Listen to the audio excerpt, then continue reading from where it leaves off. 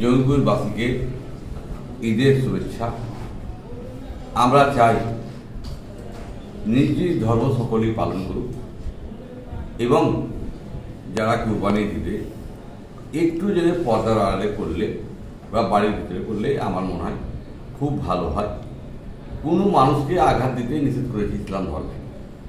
তাই আমি সকল মানুষকে অনুরোধ করব, অপর ধর্মের মানুষ জেনে কেউ আপনার আঘাত না পায়, আপনারা হাড্ডিমেডি যেগুলো আছে গেলে দেওয়ার চেষ্টা করবেন। কুত্তা টুত্তারে নিয়ে গেলে এটা একটা ধর্মীয় খারাপ হয়। কুরবানি আমরা দিই আল্লাহর নামে, তাই বলবো সকল মানুষকে, এটা আমরা বকরি ঈদ বলি, তাই আমরা বকরি ঈদের সকলকে শুভেচ্ছা জানাই এবং প্রশাসনকে আমাদের বলা আছে, ওনারা মিটিং কালকে করেছেন, তাদেরকে আমি ধন্যবাদ জানাই। এলাকার মরণ শ্রদ্ধা যারা আছে, এলাকার মানুষকে আমি শ্রদ্ধা জানাই। সকলকে অনুরোধ করছি আপনারা অন্তত এলাকার মানুষকে সঠিকভাবে বুঝাবেন, তাহলে আমরা খুশি হবে, এলাকায় যেন কোনো গণ্ডগোল না হয়।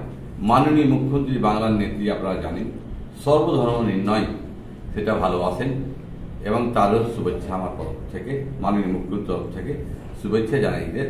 আপনারা ঈদ ভালো করে কাটান। আমাদের কোনো রকম কোনো অপ্রীতি গণ্ডগোল হলে মিডিয়া ভাইদেরকে আমি ধন্যবাদ জানাই।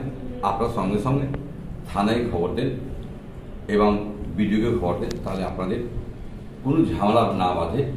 এবং হিন্দু ভাইদেরকে আমরা ঈদের শুভেচ্ছা জানাই।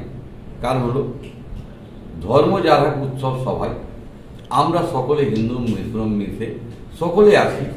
আমরা চাইব সকল মিলে এই উৎসব পালন করব।